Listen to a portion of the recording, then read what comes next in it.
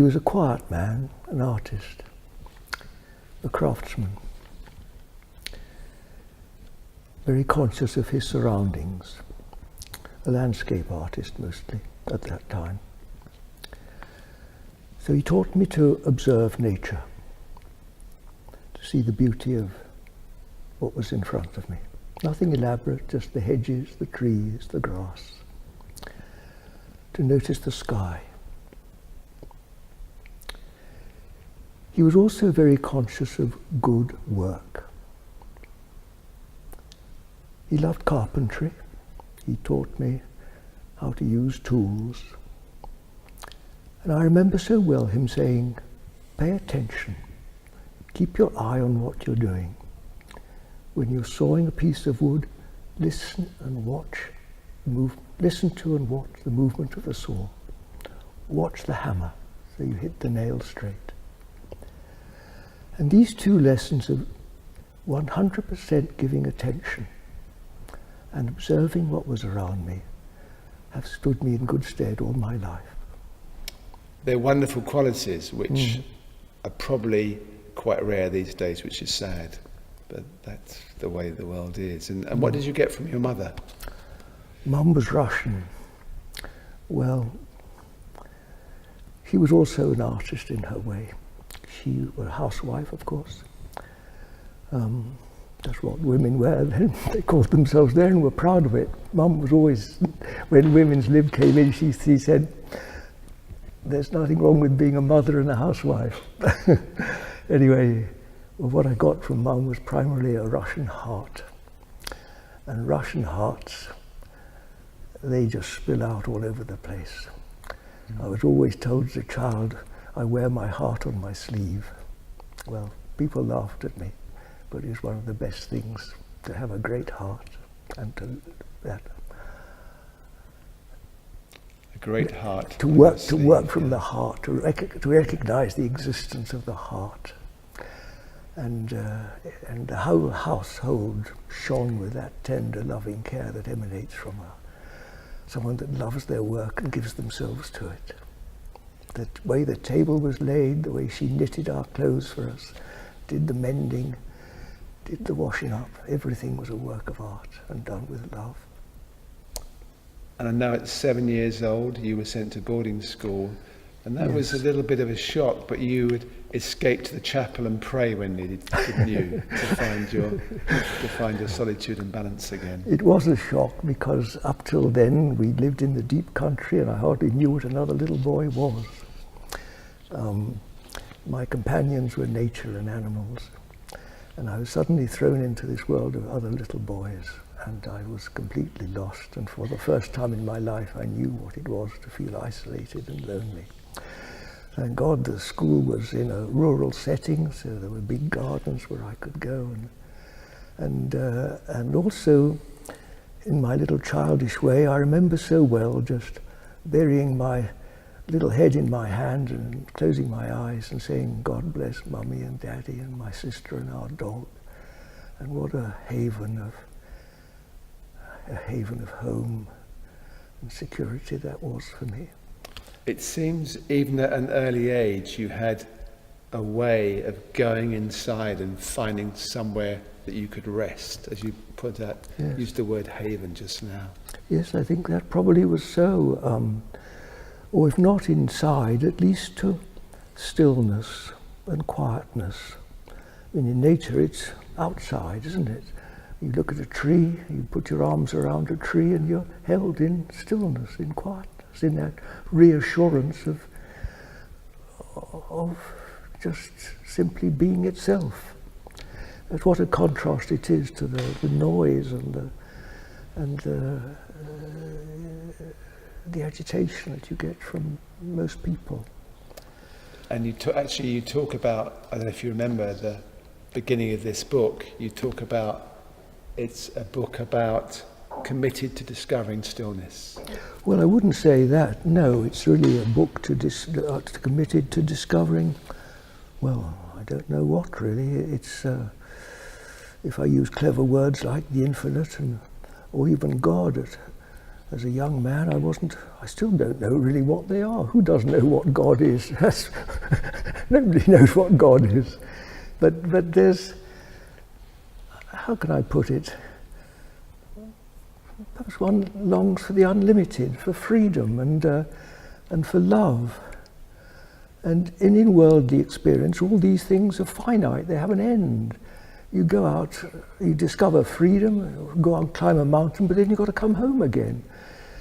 Love is wonderful in its flowering, but then sooner or later it says no, it has an end. All the things you long for, happiness, it all comes and goes, doesn't it? And I think perhaps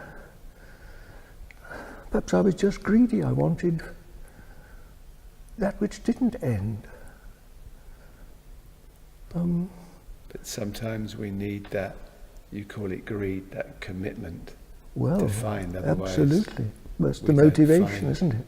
Yeah, The we'll come motivation. on to that a bit later. I want to just go through your story a little bit sequentially and just see the important, discover these important pointers in your life. So, there's so much we could do because you are now 79 years old. There's so much we could talk about, but I'm going to summarize it to some extent. You were an army officer, which I guess was national service, involved in a family business.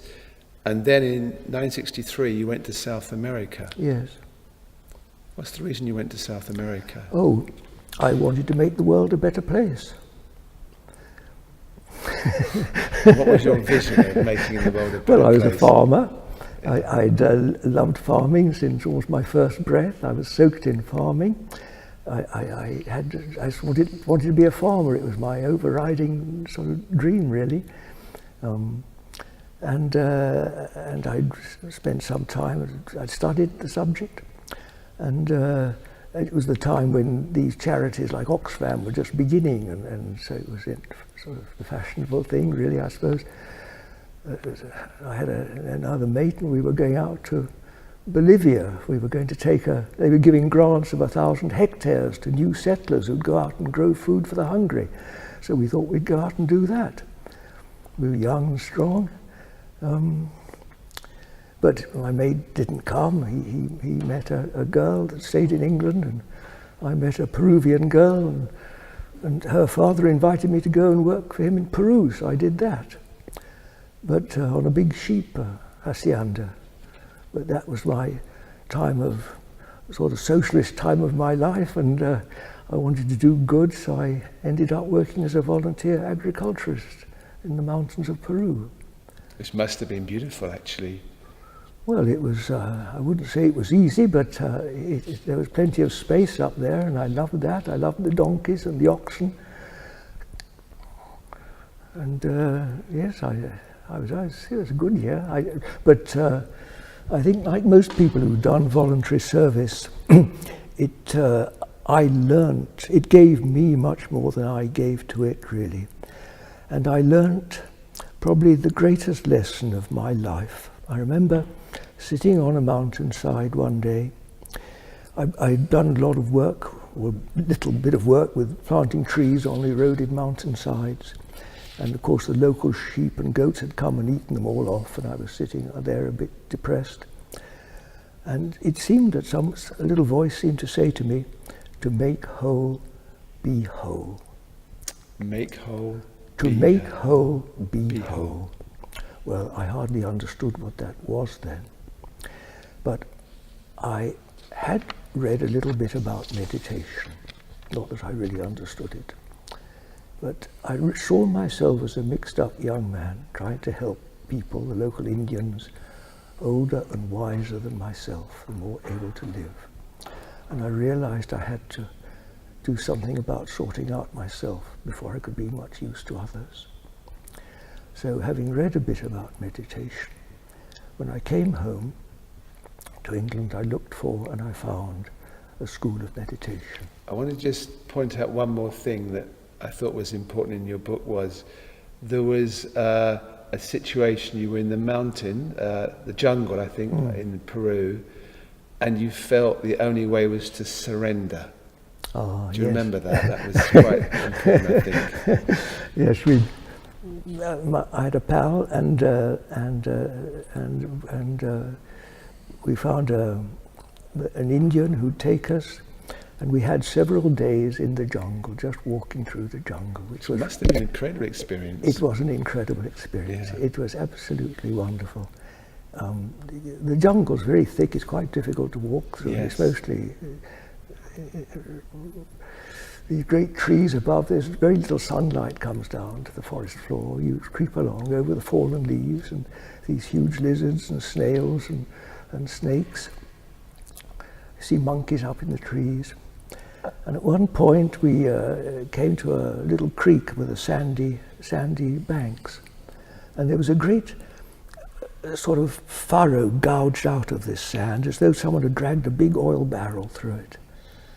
And we looked at the guide, and it was a huge snake, an anaconda. Huh.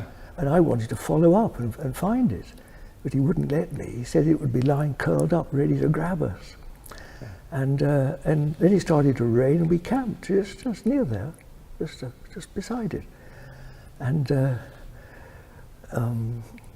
just made a little fire. I was sleeping on the ground there. And I didn't sleep very well. I think maybe I woke up in the middle of the night, and the rain had cleared. And you know, the jungle's full of shrieks and funny sounds, rustlings at night. It's all the animals come out and move around. And I sat there by the campfire in this little circle of light and thought of this great snake. I could reach out and touch it probably, for all I knew. And I began to feel fear. Here we're alone in this jungle. If the Indian deserted us, God knows what we'd have done.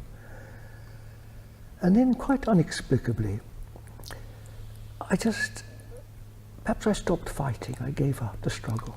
I surrendered. I just relaxed into the situation as it was, into the unknown.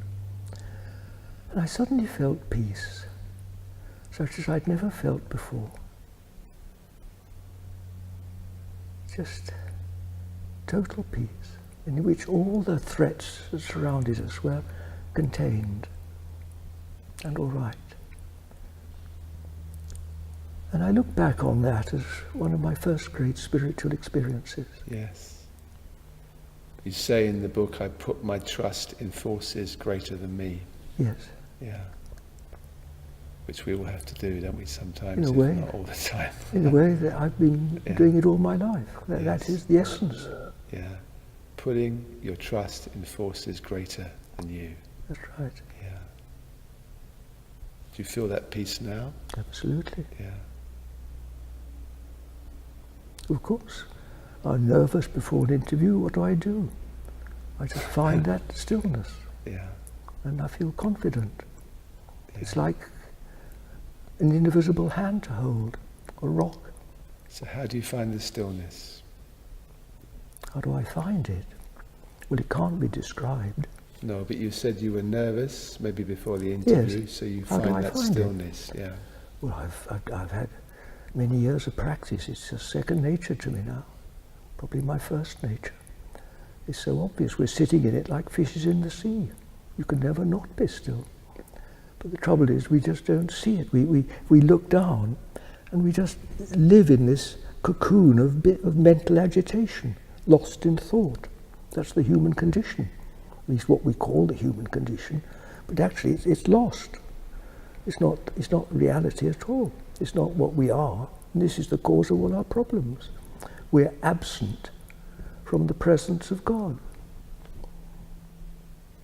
And this, in a way, the groundwork was what your father was teaching you. Yes. That Also were the to be simple present. things, watching the nail, To be present. the saw, That's the right. wood. Yeah. The present is such an important word. Yeah. Now, the present moment, here and now, the present moment. You can hear the church clock chiming, can't you? I can. It's sounding in stillness, isn't it? It's 1 o'clock. In Yeah. stillness and in timelessness. Time goes round, Yeah. round and round, in eternal presence. The peace of God that passeth understanding. right here and now. We can never be closer to God than right here and now. Okay, so I'm going to keep going with your story, see what else comes out of that. So as you were just starting to stay, when you got back from South America, you were 27, and you discovered the School of Meditation in London. Yes. Tell us about that, how you discovered it, or not so much how you discovered it, but how was it important to you? Well, it certainly was very important. Yes, I had to go to London to be taught. I was taught. The first practice, my first farm was at Bakewell then, so I had to get the late night train back from London to look after my animals next morning. And I was sitting in St Pancras Station waiting room among all the rubbish and the unfortunate drunks and homeless that used it. And I sat and closed my eyes and meditated as I'd been told. And there and then, in that seemingly uncongenial situation, it opened up like that. And I realized that all the space, the freedom that I longed for, that I'd been traveling the world to find in the deserts and mountains of this world, were within me.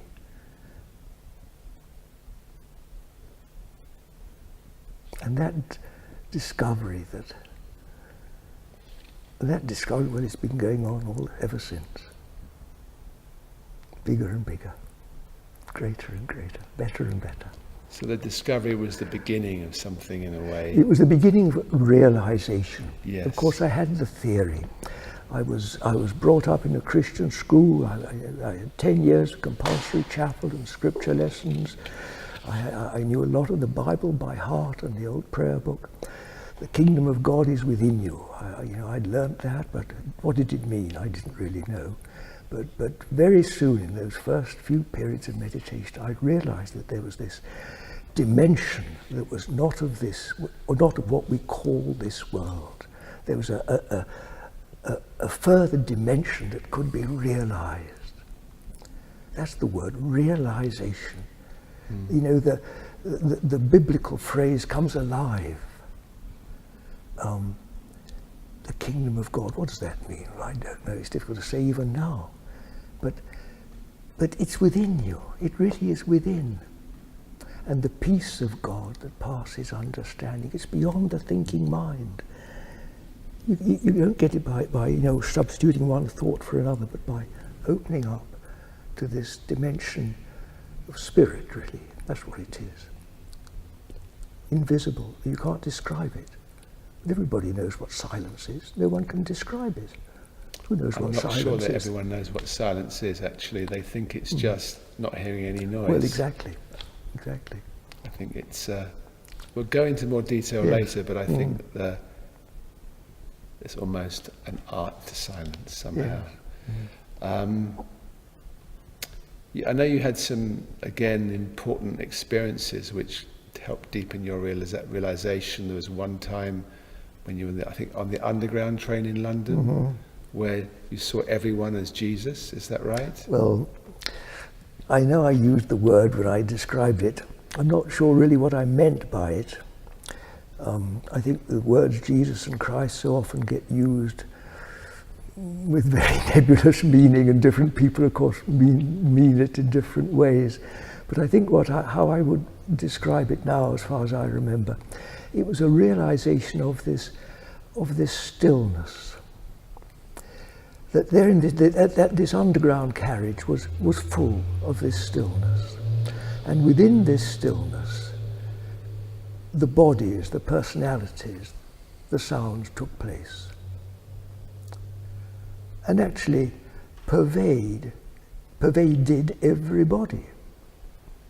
Whether they realized it or not. Oh, absolutely. Yeah. I mean, if you look at people's eyes, every eye shines with more or less light. Even if the eye is very dulled, it's the same light, isn't it? How many lights are there? There's only one light, isn't there? And so it is, there's only one stillness, there's only one spirit. And I think that these first experiences of mine were like that. And for a young... You had another time when I think you were also in London where even you saw the garbage is beautiful. Yes, yes. Well, again... Everything was shining. It depends what you're focused on. There are levels of consciousness. If your heart is light, if your heart is full of light, you see light, and everything that's in it is light. Beauty is in the eye of the beholder, isn't it? If your eye is full of beauty, that's what you see. Yes, but I think it was also important from what you explained in the book about that realization that I'm just trying to find the words here that forced you to review some deeply negative attitudes towards civilization and city life. Absolutely. Well, yes, as I said, being a country boy, I was at that time very negative about city life. Yes. That was the sort of the worst of the worst. We used words like townies to describe those not fortunate enough to live in the country, and civilization was the very, very antithesis of nature. Unnatural, wasn't it? And so these were some of the great lessons I had to overcome, and certainly meditation did help to clear out some of those negative thoughts from my mind. But unfortunately, there are many, many more of them deeply buried inside. It's a long process. It is a long process, and I think that one of the things that comes across, certainly in your book and your story, is this motivation, this determination to keep going. Somehow you didn't give up, and let's go through the story, and we'll kind of come to examples of this. So in your 30s you actually thought of becoming a monk at one point. You were in and out of monasteries, so you were searching still in the Christian tradition, I guess, there.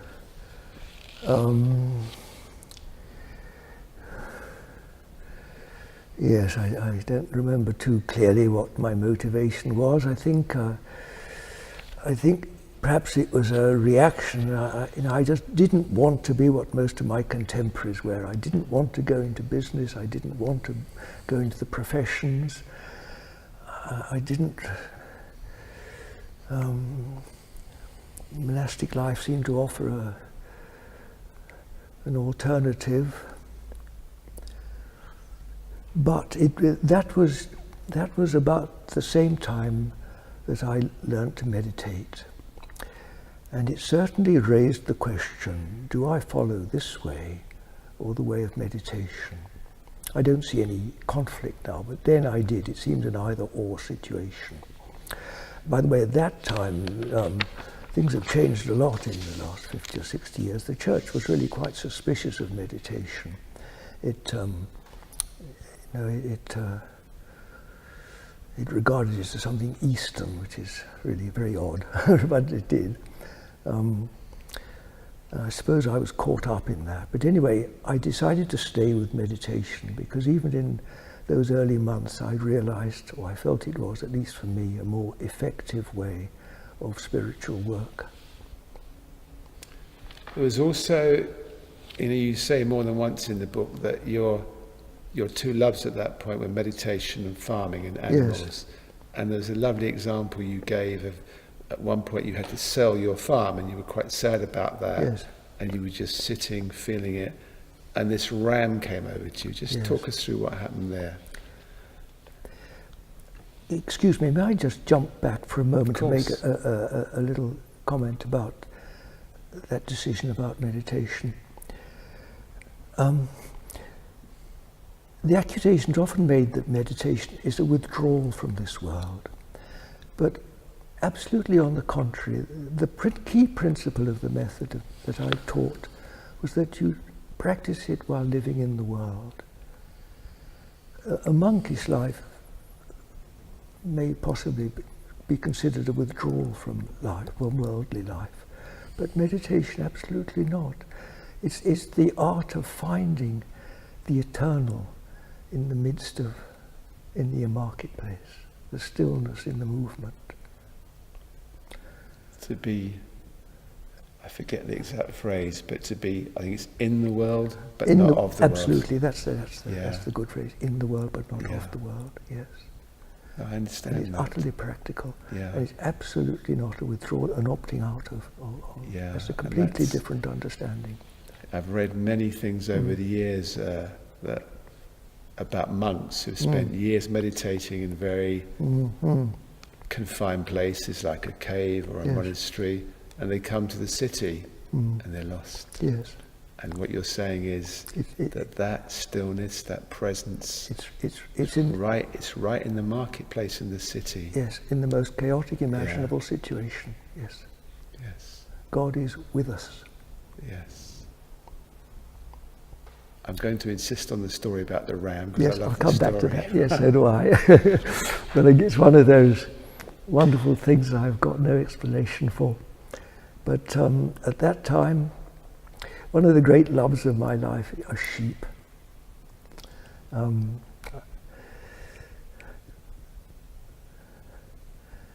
I could tell you a lot about my understanding of the Lamb of God. Anyway, at that time I had quite a considerable flock of sheep, about 150 sheep, and I had 5 rams, I think. And one of these rams was an old warrior where through much fighting, he'd split his skull and was old soldier. And just before things happened, I had to move on from my first farm. And I was sitting at one side of a field. I'm not sure if I'd been crying, but I was very unhappy about it all, losing my beloved animals. And these rams were lying under a hedge on the other side of the field, about, I suppose, 100 yards or so away. And to my amazement, one of these rams, this old warrior, he stood up, he left the others. Slowly and deliberately he walked across the field. He laid his head in my lap and just stood there for a minute or 2 or 3. Then he turned away and went back and laid that day with his companions. It brings tears to my eyes to tell you. Well, what do you make of that? Perhaps I make of that extraordinary connection that you had or have with nature, which is everyone's potential in a way. Well, maybe that was it. Anyway, I think consider that one of the greatest honours of my life. What could one ask for more? Greatest honour of your life. Yeah. Wonderful. See, Russian heart brings tears to my eyes. Yes. Even in front of a camera, sorry. Well, you have a bit of an up and down story in some ways, and I'm going to now move on because in your late 40s, your life fell apart and you had quite bad depression. How did that start? Oh, well, I had a second farm then. It was a lovely little farm. That's really another story. And I was happy as a farmer. I was married by then and had a good wife. But we had many meditation students at that time used to come to the farm. I was quite well known as one of the first organic farmers. There was a woman that came to meditate. And on one occasion, we meditate with closed eyes, by the way. So we were sitting together. We'd just come to stillness. And I saw our 2 souls rise from our bodies and merge as one. She was a woman with very open, clear eyes. And when I looked at her, I saw right through to the infinite beyond. So what does that mean? What does that mean? The infinite beyond. What did you actually see? Well, you've got to realize there are 2 sorts of sight. There's the eyes of flesh, And there's what's called insight, seeing with the eyes of the heart. Insight is always limited. I mean, fleshly sight is always limited. It has a boundary. Flesh sees flesh. But we all have, to some extent, a sense of even indescribable beauty or indescribable peace or something like that. What did I see? I saw the indescribable, right? I saw the infinite indescribable. But it's the realest of the real when you see it. And what really tipped me into depression was that I was still a young man, a hot-blooded young man, still, very much living in my physical body and my human emotions. How do you reconcile the two? There was that spiritual union, if you like, the mystical marriage, contrasted with two people living lives, both with their own marriages, their homes, their jobs, that were separate. How do you reconcile unity with separation? Well, I couldn't at that time. It was beyond my ability, my experience. I couldn't go back into that old life. Of course, I couldn't escape it either, really. I was sort of imprisoned in it. So it was an experience that took you out of your world. That's right. Yeah. I suppose a modern jargon might say it blew my mind. I'm not sure if that's accurate or not, but it's not a phrase I normally use. Very accurate. It blew your mind. But I went back home, and there was my dear wife, but somehow it was all too small. I couldn't I'd been shown something. Well, anyway, the gist of it was it threw me into a turmoil of emotions, and I left. I had to really break away. So I left. You had to leave your marriage. I left my farm. Yeah. I left my home. Wow. I had one of the early motor caravans in that time, and I drifted around for some years, homeless, jobless, loveless, and alone. And it was a wretched time of life. I just picked fruit. I did what I could. But you'd had that experience, so that I'd must had have that given vision. you Yes. a reference point. It given Yes, it you did. an opening. Because how can one access it? Well, meditation, of course, does just that. Because in meditation, if I can give you a demonstration, the beautiful demonstration of meditation, I hope the camera can see my hands, is just that. You see? It's just an opening. It's letting go. That's right. Letting go. Now, this is how we live, forgetful of the Trying to one, hold on. of the one. We hold on. Yeah. We hold on to our personal life. And so we're imprisoned within our ego, which is our sense of separation. Yes.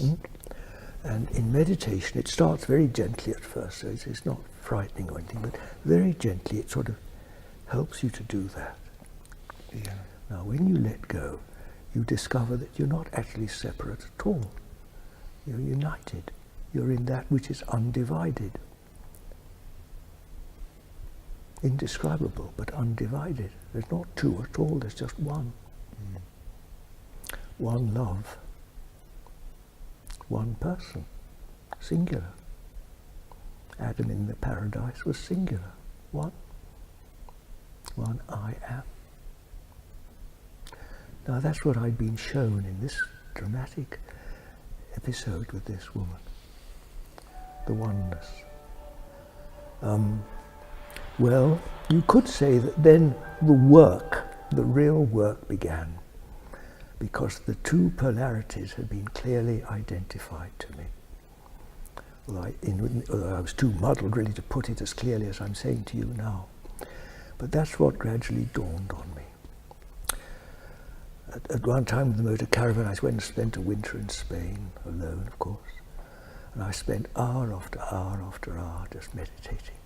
I moved from just doing the standard half hour, morning and night, and meditation became salvation. Because in salvation you're taken out of this imprisonment and you're shown what's real.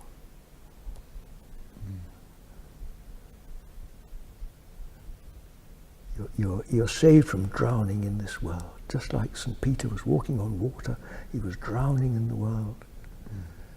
There was Jesus free beside him. Peter was drowning. He said, "Help me." Jesus said, "What were you frightened about? What were you drowning for? Have faith." Have faith. That's what it's all about. Yeah. And you never stopped having faith, even though it was a difficult time. I don't think I ever did, because I had this wonderful practice, and this practice is such a wonderful way of putting it into practice. So twice every day, without fail, and for increasingly lengths of time, I was just surrendering to that total presence, and to that love that has no end, to that love that never says no, to pure total love, which I'd seen in her eyes, you see, and yet the body, of course, said in no. a way, it wasn't to do with her. No, well, She was a portal somehow. well, the body was a portal, because Yes. that, of course, isn't really what we are. And this is the great discovery, that man is not limited to the flesh. The flesh, as the Bible tells us, it profiteth nothing. Yes. The flesh is just, look, anything that dies, mortality, the whole world that comes to pass is not what we are. Man is eternal being. Okay, I'm going to go back to your story a little bit, because I think it's important just for people to see that your path wasn't always smooth. It had ups and downs, and how you dealt with the downs. I think is so important, and people somehow they get stuck on having the highs of the as they see them, the experiences. Yes, exactly. Yes. Practicalities. Yes, of course. When it's discipline that pulls you through, you've just got to keep on practicing. Practice. We're in the motorhome, but you kept the discipline and the meditation. Of meditation, yes. But in a way, it isn't difficult, because it's a way. In a way, it's like, well, it's been described as a trail of grains of sugar.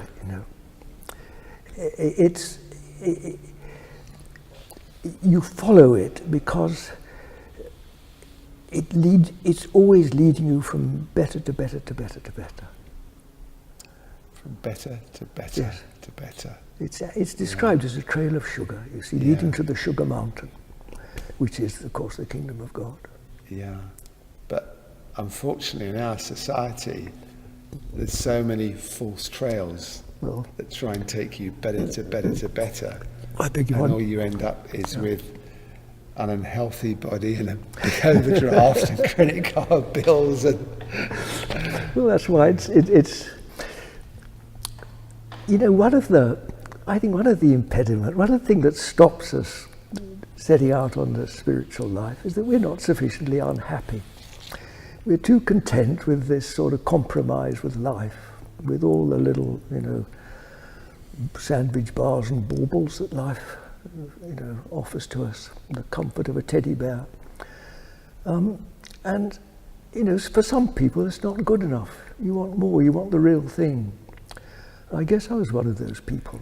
Yes, but you also had what I would call the taste, not the taste is not a strong enough word, but you had visions in one way. You had big clues, and not everyone has that. Well, yes, that's also true, and am I not blessed? There is a blessing in that. You're absolutely right. The Bible tells us we are saved by grace. And what is grace? It's something that comes unseen, unknown. It's like memory. Where does memory come from? Yes. It just comes, doesn't it? I think what we're going to do is we're going to do a part 2 in this interview, because we have about 10 minutes left, and so we'll keep going, and there'll be a part 2. So what happened next was in 1988 you went to Africa for a time. Yes, I was offered a job out in Africa, South Africa. I went out there, but the job didn't work out. So after some time, I hired a little car, and I just drove off. I didn't really have a plan. I didn't even have a proper map, but I just followed the road, and it all unfolded in front of me. I slept in the back of the car, and or out on the ground, under the stars. I absolutely loved it. The space, the glorious space, and I never went to any big towns, the little ones. I just bought what I had to buy and got out into the open again. I just found the big empty spaces on the map, and I went there. And yes, you come across in the book that it comes across that you're always drawn, as you say, to wide open, yes, preferably wild places. Yes. And but for that time, but for the wind, there was utter silences that yes, you've never known before. Yes.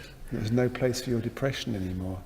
No, I suppose no, out there I think I was so thrilled by it. So utter silence. yes, so I just couldn't get enough of space and silence. I've always loved space. Yes. Space and silence. They're just natural to me. I belong there. That's where I feel at home. But it seems to me that it's kind of, from what you've told us so far about your life, it's like there's almost this dance of space, and it's you're drawn to the space on the outside.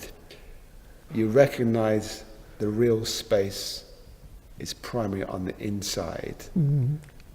And you're in Africa, and you're still, of course, completely attracted to the stillness of the space. Mm-hmm. Nothing around for yes, miles and miles and miles. Yes, yes. I absolutely loved that. When I was a boy at school, my favourite picture was of a cowboy riding up to the crest of a hill with the caption, "Don't fence me in." I loved that phrase. And Africa was, it was in that sense. Yes, and then I went on, and I was in the Kalahari in the Namibian desert, and that, I just loved it. It always sort of seemed to me obvious why the early Christians, why men of prayer went to the desert, and then I experienced it for myself, and it's just all so obvious there. It's all just before you, the infinite, and you're nothing. You're just taken into the immensity of what's there. Because you talk in the book about there, when you're in Africa, the absence of subject-object relationships. Yes. All so that just dies away. It's not you and the other. No. It's just the one. That's all that dies away. All the personality is just nothing. Yes, yeah. The me, the John Butler, is just, you forget about it. It's just nothing. Yeah. And of course you came back from Africa. Yes. To England. What happened then? Well, you could imagine just the opposite. Getting back to I had to get back into John Butler again, or what the world considered that to be. And you found it tough again, didn't you? Well, I'd lost my job as a farmer. I was desperate to find some sort of work. And but what on earth could I do? I wrote a CV at that time, and I remember more or less what I wrote. I wrote something about, I knew something about freedom, and therefore I could help others to freedom.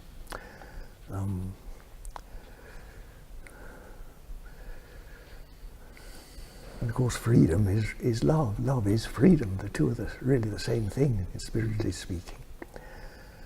And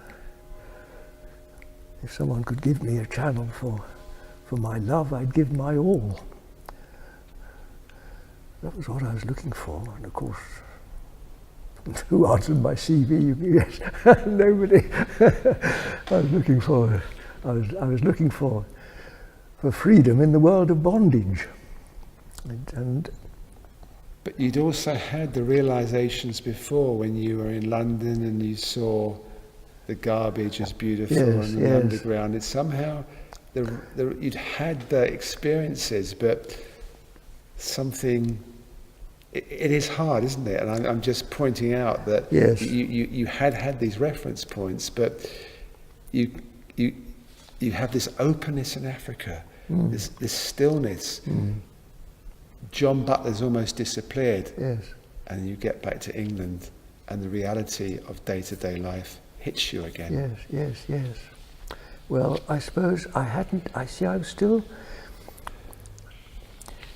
we're such spiritual infants, you know. Even now as an old man, I'm still a spiritual child. Spiritual child, yes. It's a long journey. Yes. And one's learning all the time. You learn something every day.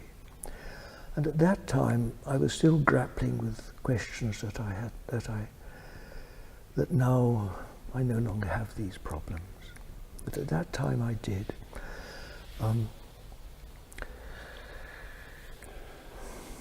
You see, just to kind of, I just wanted people to understand where you really were. You said again, you fell into personal desire. Yes. You had to deal with what you call the cancerous root of egoism by exposing it bit by bit. How did you expose it bit by bit, that cancerous root of egoism? Yes, that's a good phrase. How did I deal with it? Well, oh indeed. I'm not sure that we can deal with it, because you see, I am the ego, so it's the ego trying to deal with the ego. Yes. It's the pot calling the kettle black. The blind leading the blind. We are saved by grace. Well, I meditated.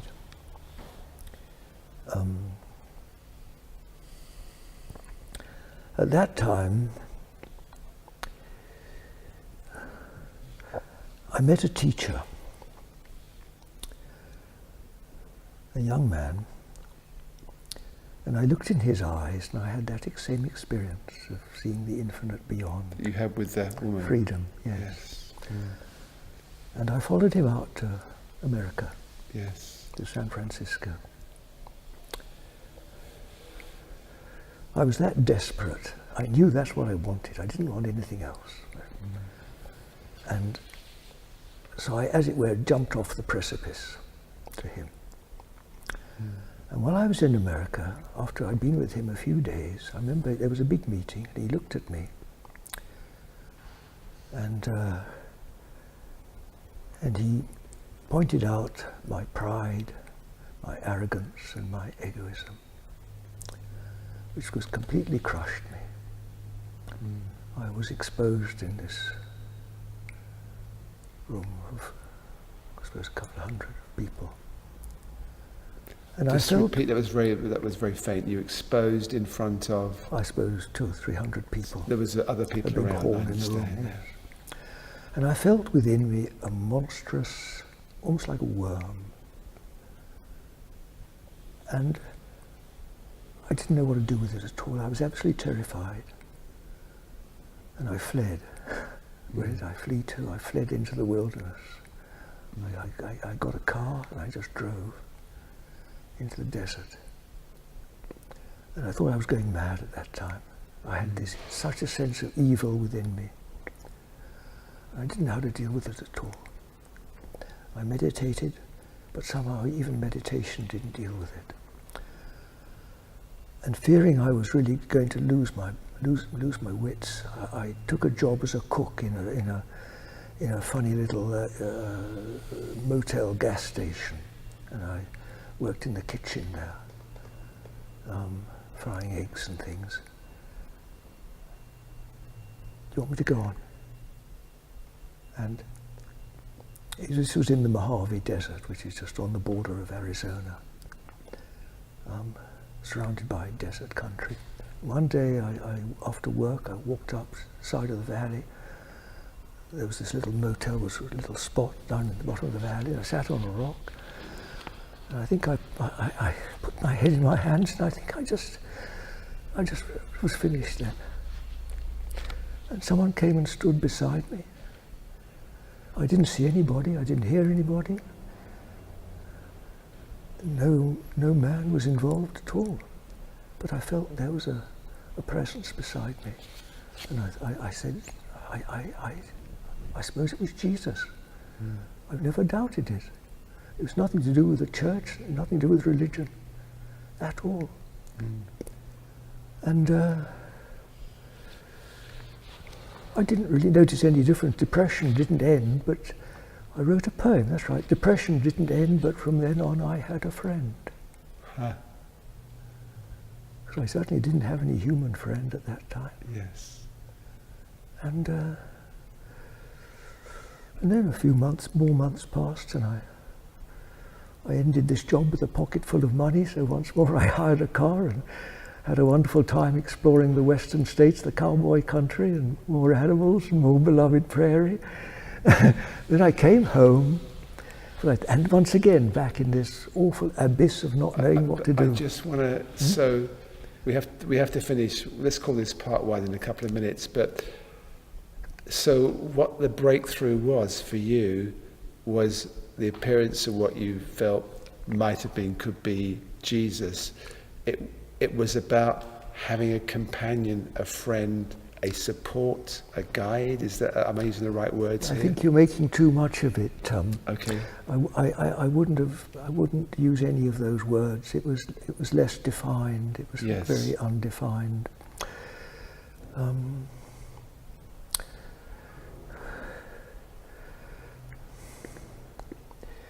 Soon after I got back, I had some friends then that did healing, and I remember they prayed over me, and it was extraordinary. I felt myself screaming. I was thrown to the ground, and something was expelled. Some revolting thing came out of my mouth. It opened my mouth so wide that my mouth split. But what came out? I never saw anything. I suppose one idea expelled by another.